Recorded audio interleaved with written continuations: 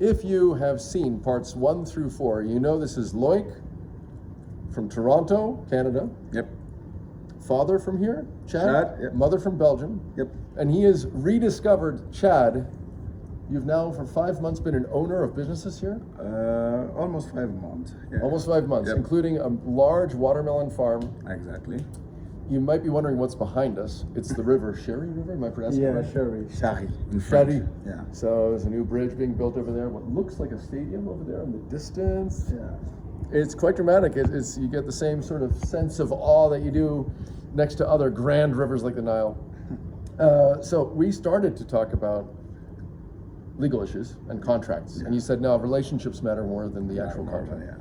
What other legal issues come up? I'll list the remaining big 4 that I always cover in all of my sessions, with no matter what level of students. Intellectual property, liability issues, how you employ people, employment relationships. Yeah. Right, liability. And business formation. Business formation. Well, do you want to tackle any of them? Because we already started the pregame 1, business forms. Yeah. The students last night told me you can't do anything here without registering a business, No. a society. Have you Actually- registered? Actually, no. I just register my land as a property, and that's it. But the business, I'm just starting with the business, so I'm paying taxes, and that's it. So you can sort of do a sole proprietorship where you are the business. Yeah. All the liability risk is on you if something goes wrong. Okay, and you got 2 other businesses here, 2 stores. Yeah.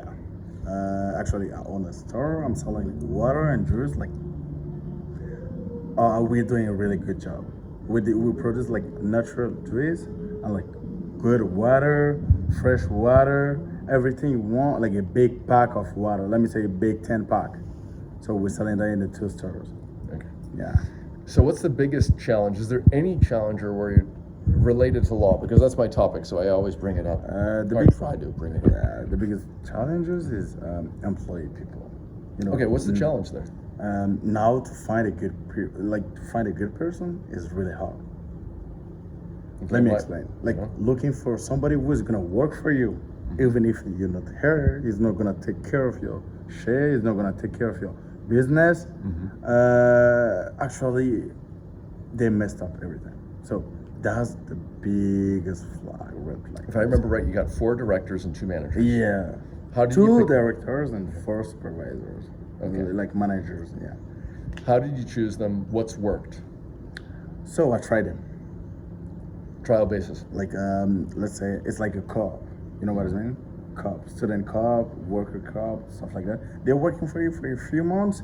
You pay them around like, let's say for around like $100 per month, 200 maximum, Okay. minimum salary. Okay.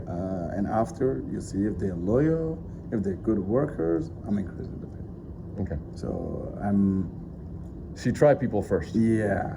In French, we say prospection. On fait une prospection. Prospectus, yeah. Is there anything else that you'd love to discuss other than law? Because that's already helpful. It's kind of related to law. Is there anything else at all related to strategy? You said you wanted help with strategy. Yeah. And I hear you and I see you checking prices in other markets. Yeah. What's the biggest concern? Because it seems like people import and export stuff. Yeah. There are people to arrange that. So what's the challenge? The challenge now is gonna be to find a contractor. Let me explain. Like somebody who is gonna help me, who is gonna assist me, because I need to, I need to pay the transport of like the watermelon from Chad to Cameroon, from Cameroon to like let's say Europe or America. Okay. So that's the biggest challenge. For now, it's not a challenge. There, I will let my blood. Now, what I heard is that we are almost a free trade kind of situation when it comes to manufactured goods around the world. But when it comes to agricultural goods, there's still very high tariffs. In the United States and Europe, again, very low tariffs on manufactured stuff typically.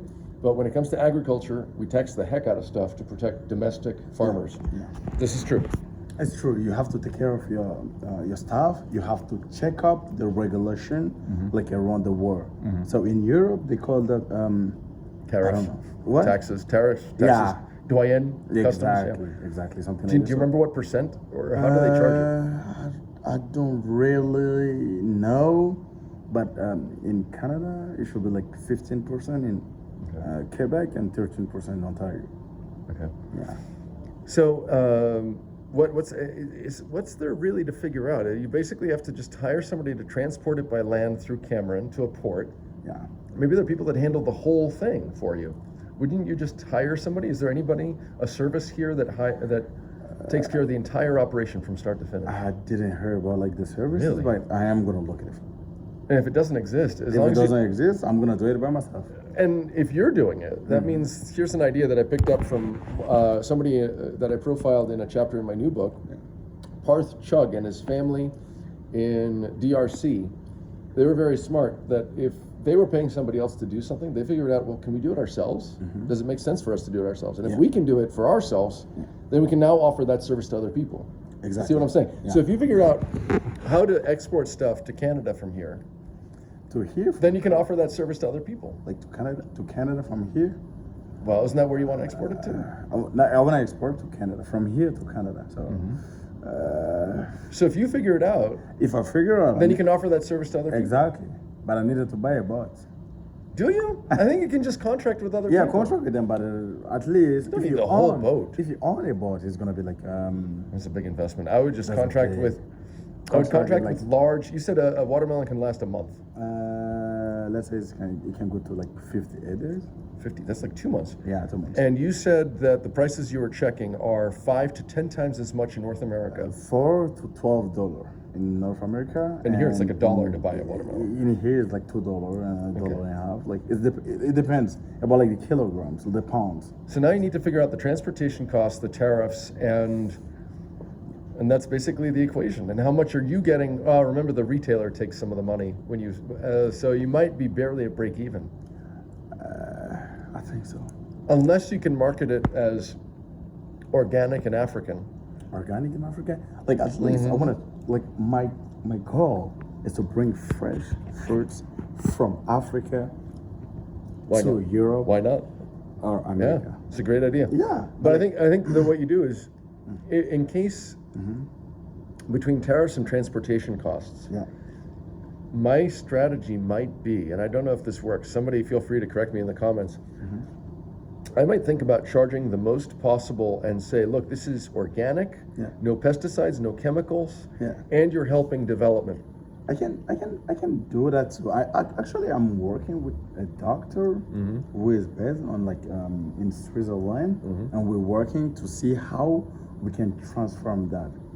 Because Like as a tea, turn into some other product that you can charge more money for. I agree. Exactly. Like maybe you dry out the watermelons, it's just the powder. We were thinking about it. Like actually we're gonna make juice like let's say Otherwise, you're transporting water, 90% water. 91% water. So And the other thing is that people might criticize my ideas. Adam, that's insane. Fruit is a commodity. People don't pay that much for organic fruit. I don't know. I don't know.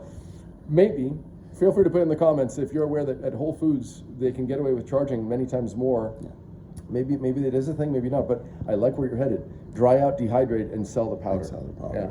We can do that like in both part. Like I want to transport the fresh fruits and the dried one. You know? See what works? Yeah, it should work. Yeah. Like we're gonna do it in, let's say, in the same moment.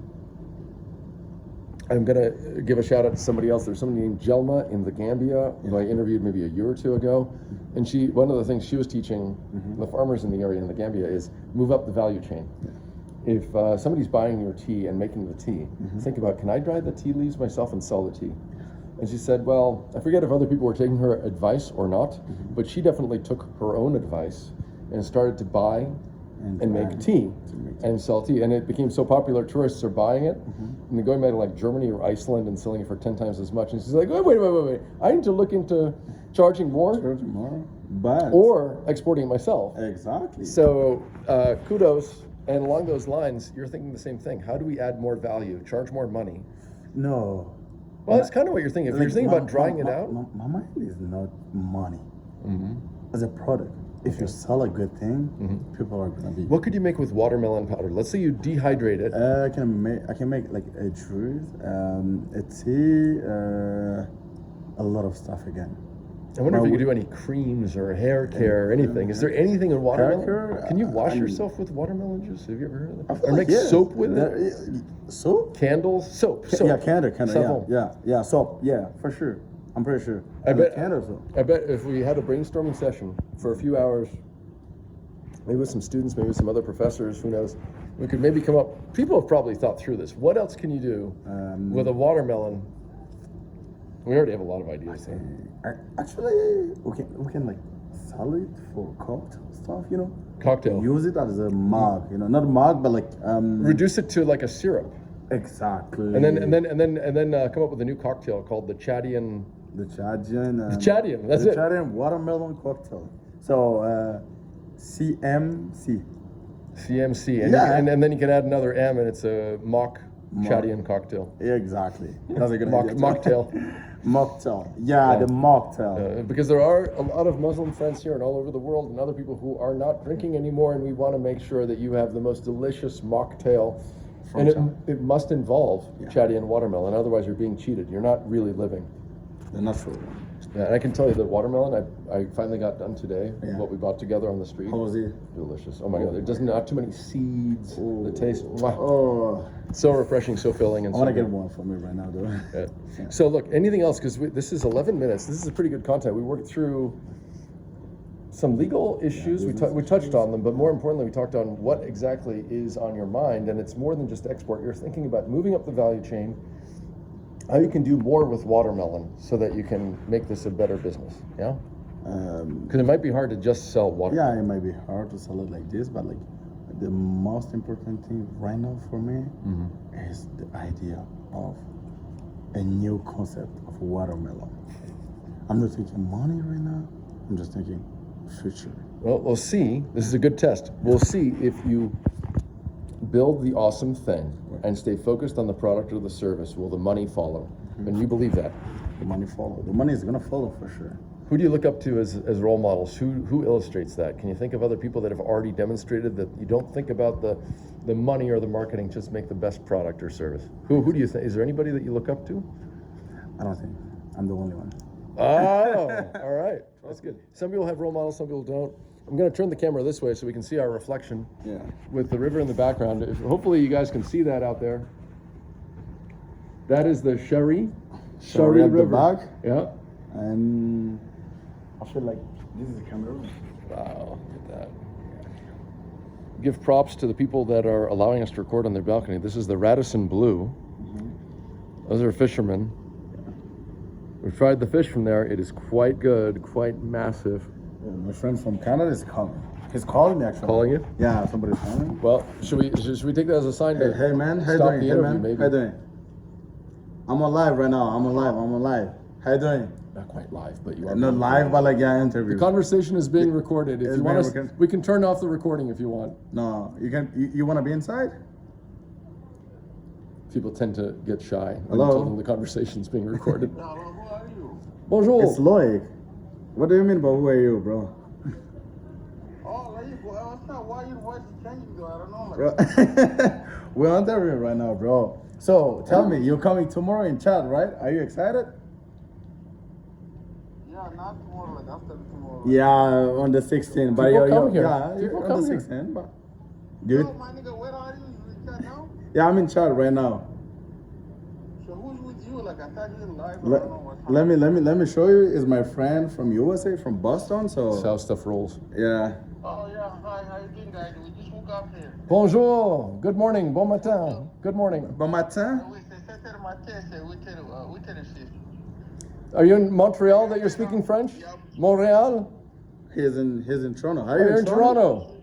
No, I'm in Sudbury, like here. Sudbury, Ontario. Yeah, Sudbury, Ontario. Oh, it's cold. Holy Oh no, is shit. that snow? Yeah, it's snow. Oh, I feel bad for you, son. Oh no, it's sunny here. You should pull up. Listen, we gotta meet the Yeah, we director. yeah. We gotta finish our coffee over there. Yeah. So we're gonna sign off. Brother, let me call you in a few minutes. Stay online, okay? Sure. Thank you so much. So when you're in Chad and it's afternoon, coming up on 2 p.m., people are waking up East Coast. And all the way to Toronto. Yeah. Anyway, how do you typically say goodbye to people in Chad? Do you just say Chad, masalam? Do you say goodbye, au revoir, Assalamu alaikum. salam alaikum? Isn't Yeah. that hello? And It's the same thing. It's something like I thought masalam. Here's something else to put in the comments because I get mixed signals from people that sometimes it's. I'm not really good in Arabic, but I know salam alaikum, alaikum salam. I heard masalam is more typical for goodbye. In some cultures, it means sort of go in peace. But other people say no, you're wrong. You gotta say bye bye. Bye bye. Okay, au revoir. Ciao. Ciao ciao. Ciao ciao. Don't be Thank you. Cheers. Cheers.